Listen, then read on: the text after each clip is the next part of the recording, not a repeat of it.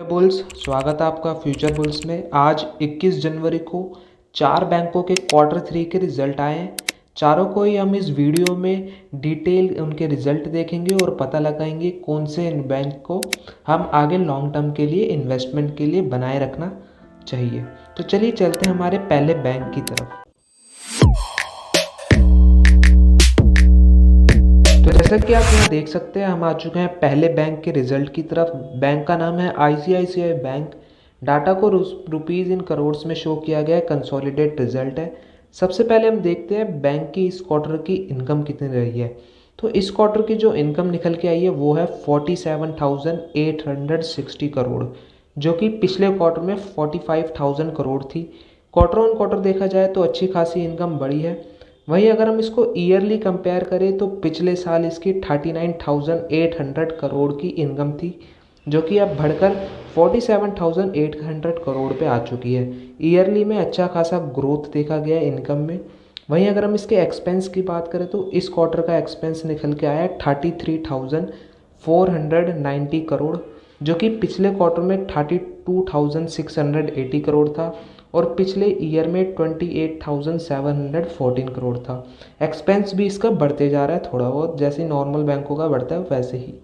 अब हम इसके मेन बात पे आ जाते हैं, net profit for the period पे। तो प्रॉफिट इस समय में बैंक ने कितना किया है। इस क्वार्टर का जो प्रॉफिट निकल के आया है वो है 8,790 करोड़ का, जो कि पिछले क्वार्टर में 8,000 करोड़ का था और पिछले ईयर में 6,500 करोड़ का था। यानी ईयरली में बहुत ज़्यादा ही अच्छा खासा इन्होंने प्रॉफिट किया है और क्वार्टरली वाइज देखा जाए तो भी अच्छा प्रॉफिट किया है कंपनी ने।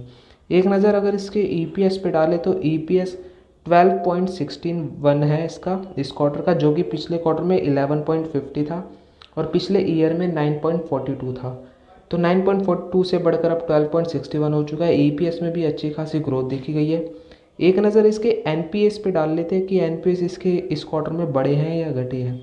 तो जैसे कि आप यहाँ देख सकते हैं, इस क्वार्टर का NPA जो है वो 0.55% है, जो कि पिछले क्वार्टर में 0.61% था और पिछले ईयर में 0.85% था। तो NPS भी इसके घटे हुए आए हैं। बहुत अच्छे रिजल्ट आए हैं। ICICI बैंक के लॉन्ग टर्म के लिए बनाए रखना चाहिए इसको, और नीचे गिरने पर इस पर इन्वेस्ट जरूर करना चाहिए। तो चलिए चलते हैं दूसरी कंपनी की तरफ। जैसे कि आप देख रहे हैं, हम आ चुके हैं अपने दूसरी कंपनी के रिजल्ट की तरफ। कंपनी का नाम है कोटक महिंद्रा बैंक।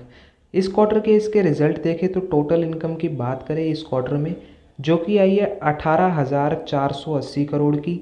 यही इनकम पिछले क्वार्टर में 17,500 करोड़ की थी। क्वार्टर ऑन क्वार्टर भी ग्रोथ देखी गई है इनकम में, पर ईयरली एक बारी देखें तो 14,000 करोड़ की रेवेन्यू करने वाली कंपनी अब 18,000 करोड़ पे पहुंच चुकी है। यानी बहुत ही शानदार रेवेन्यू किया है ईयरली वाइज इन्होंने। वहीं अगर एक्सपेंस देखा जाए तो टोटल एक्सपेंस इसका इस क्वार्टर में 13,000 करोड़ का है, जो कि पिछले क्वार्टर में 12,600 करोड़ था और पिछले ईयर में 9,800 करोड़ था। ईयरली देखा जाए तो एक्सपेंस इसका मतलब ज़्यादा बढ़ता हुआ दिखा है, पर एक बार हम इसका प्रॉफिट देख लेते हैं कि प्रॉफिट किस तरीके से हुआ है। वहीं अगर इसका प्रॉफिट आफ्टर टैक्स की बात करें तो इस क्वार्टर का जो प्रॉफिट निकल के आया है वो है 3,995 करोड़। यही प्रॉफिट पिछले क्वार्टर में 3,600 था। क्वार्टर ऑन क्वार्टर प्रॉफिट में ग्रोथ देखी गई और यही प्रॉफिट पिछले ईयर में 3,400 था। यानी इसमें भी ग्रोथ ईयरली देखी गई, पर मेरे ख्याल से मुझे लग रहा है इतने ज़्यादा प्रॉफिट में फ़र्क नहीं दिखा जो बाकी बैंकों के रिज़ल्ट्स के हिसाब से दिखना चाहिए। मेरे हिसाब से बैंक के रिज़ल्ट अच्छे हैं, थोड़ा बहुत हो जाता है ऊपर नीचे। अगर एक नज़र इसके EPS पे डालें तो 20.12 का EPS है इस क्वार्टर का, जो कि पिछले क्वार्टर में 18.17 का था और पिछले ईयर में 17.16 का था। यानी 17 से अब 20 के EPS पे आ चुका है। वहीं अगर इसके नेट NPA की बात करें तो इसका NPA अब पिछले क्वार्टर में 60 था, 0.60, जो कि इस क्वार्टर में 0.48 आ चुका है और पिछले ईयर में 0.87 था, जो कि अब 0.48 हो चुका है। यानी NPS बहुत शानदार तरीके से घट रहे हैं इसके, जो कि बहुत अच्छी बात है। मेरे ख्याल से कंपनी के नंबर बहुत अच्छे आए हैं। अब हम चलते हैं अपनी तीसरी कंपनी की तरफ। तो जैसे कि आप यहाँ देख रहे हैं, हम आ चुके हैं तीसरे बैंक की तरफ। बैंक का नाम है IDFC first bank. Consolidated result है रुपीज़ इन लैक्स में। तो सबसे पहले हम इस क्वार्टर की बात करते हैं टोटल इनकम के बारे में। 7,000 करोड़ की इनकम की है इस क्वार्टर में, जो कि पिछले क्वार्टर में 6,500 करोड़ की थी। क्वार्टर ऑन क्वार्टर इनकम इसकी बढ़ती भी दिखाई दी है। वहीं अगर हम ईयरली बात करें तो 5,190 करोड़ की इनकम करने वाली कंपनी अब इस क्वार्टर में 7,000 करोड़ पे पहुंच चुकी है। यानी इस ईयरली में बहुत अच्छा खासा ग्रोथ देखा गया है इनकम के बेसिस पे। एक्सपेंस की बात करें तो टोटल एक्सपेंस इस कंपनी का इस क्वार्टर में निकल के आ रहा है 5,700 करोड़ का। यही एक्सपेंस पिछले क्वार्टर में 5,300 करोड़ का था और पिछले ईयर में 4,400 करोड़ का था। यानी एक्सपेंस भी थोड़ा बहुत बढ़ता हुआ आ रहा है। वहीं अगर हम इसके नेट प्रॉफिट की बात करें तो प्रॉफिट इसका निकल के आया है 14 नंबर पे 616 करोड़ का। यही प्रॉफिट पिछले क्वार्टर में 570 करोड़ का था और यही प्रॉफिट पिछले ईयर में 290 करोड़ का था। यानी ईयरली अगर आप देखोगे तो बहुत अच्छा खासा मैसिव जंप दिखाई दिया है प्रॉफिट में। ईयरली में 290 करोड़ से अब कंपनी पहुंच चुकी है 616 करोड़ पे। बहुत ही शानदार प्रॉफिट किया है इस बार तो। बेसिक इस ईपीएस की बात करें तो इस क्वार्टर का ईपीएस 0.99 है। यही ईपीएस पिछले क्वार्टर में 0.91 था और पिछले ईयर में 0.41 था। ईपीएस इसका डबल हो चुका है। बहुत अच्छी खासी ग्रोथ दिखाई दी है। एक बार इसके अगर हम नेट एनपीएस पे नज़र डाल लें कि वो भी घटते हुए में है या फिर उसमें कुछ उल्टा ही चल रहा है, तो उसमें अगर देखा जाए यहाँ नेट एनपीएस जो कि इस क्वार्टर का एनपीए निकल के आया वो है 1.03। यही एनपीए पिछले क्वार्टर में 1.09 था और पिछले ईयर में तो 1.74 था। बहुत अच्छी तरीके से एनपीएस भी इसकी घटते हुए दिखाई दी है। मेरे ख्याल से कंपनी बहुत अच्छी है। आने वाले टाइम पे अभी सिर्फ डबल डिजिट पे चल रही है, पर ये ट्रिपल डिजिट या 4 गुना भी हो सकती है। यहाँ से 50 का 200 भी हो सकता है, पर हमको इसमें लॉन्ग टर्म के लिए बना रखना पड़ेगा इन्वेस्टमेंट है। तो चलिए चलते हैं अपने चौथे और आखिरी रिजल्ट की तरफ। तो जैसे कि आप देख रहे हैं हम आ चुके हैं अपने आखिरी रिजल्ट की तरफ। बैंक का नाम है येस बैंक। रिटेलर्स का बहुत ज़्यादा फेवरेट बैंक रहा है। इस क्वार्टर के रिजल्ट देखें तो टोटल इनकम की बात करें तो इस क्वार्टर की जो कि 7,064 करोड़ की आई है। यही इनकम पिछले क्वार्टर में 6,450 करोड़ की थी और पिछले ईयर में 5,600 करोड़ की थी। यानी क्वार्टरली और ईयरली बैंक की रेवेन्यू बढ़ती हुई दिखाई दे रही है। वहीं अगर हम इसके एक्सपेंस की बात करें तो टोटल एक्सपेंस इसका जो दिखाई दे रहा है इस क्वार्टर का वो है 6,150 करोड़ का। यही एक्सपेंस पिछले क्वार्टर में 5,650 करोड़ का था और पिछले ईयर में 4,900 करोड़ का था। यानी क्वार्टरली और ईयरली एक्सपेंस भी बढ़ता हुआ दिखाई दिया है।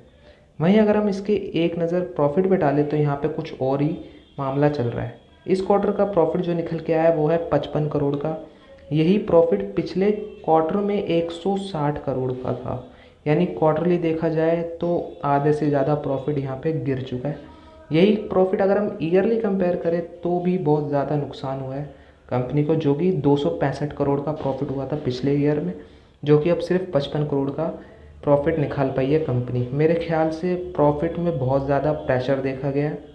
पर एक नज़र मैं अगर इसके एक्सपेंडिचर पे डालूँ तो इसका यहाँ पे प्रोविजन्स पे डालूँ, जो इस क्वार्टर का प्रोविज़न आया है वो है 84,000 करोड़ का, जो कि पिछले क्वार्टर में 58 था और उससे पिछले ईयर में 37 था। तो प्रोविज़न के बढ़ते हुए कारण के चक्कर में इसका प्रॉफिट थोड़ा बहुत प्रेशर में आया है। मेरे ख्याल से कंपनी का वैसे तो नंबर अच्छे आए हैं, पर प्रॉफिट के मामले में देखा जाए तो कुछ अलग देखने को मिल रहा है, वो कि प्रोविज़न के बदले इसके थोड़ा प्रॉफिट अलग दिखाई दे रहे हैं। मेरे ख्याल से डरने की कोई बात नहीं है। इसमें हम लॉन्ग टर्म इन्वेस्टमेंट के लिए बने रह सकते हैं। अगर आपने इसमें इन्वेस्ट कर रखा है तो आप ज़रूर इसको होल्ड कीजिएगा।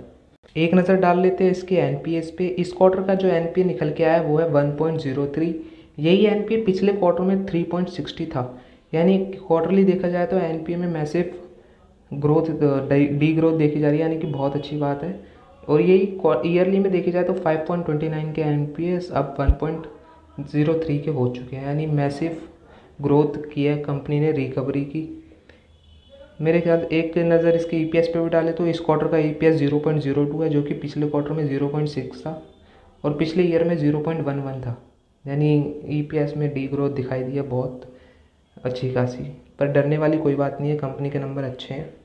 मेरे ख्याल से अगर देखा जाए चारों में से कौन से बैंक के रिज़ल्ट अच्छे आए हैं, तो मेरे को आईसीआईसीआई बैंक और एक आईडीएफसी फर्स्ट बैंक के नंबर ऐसे लगे कि अगर हमने इसमें इन्वेस्टमेंट कर भी रखी है तो हमें इसमें और ज़्यादा इन्वेस्टमेंट करनी चाहिए, क्योंकि रिज़ल्ट इसके अच्छे आए और लॉन्ग टर्म के लिए ये शेयर्स बहुत अच्छे होंगे।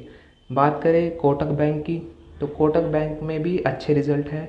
अगर आप इसमें इन्वेस्ट कर रखे हैं तो आप इसको ज़रूर होल्ड कीजिएगा, और इसको अगर गिरता हुआ दिखाई दे तो इसमें ज़रूर इन्वेस्टमेंट भी कीजिएगा। अब बात करें अगर येस बैंक की, तो येस बैंक में मेरे ख्याल से अगर आप इसमें इन्वेस्टेड है तो आप इसको सिर्फ अभी होल्ड कीजिए।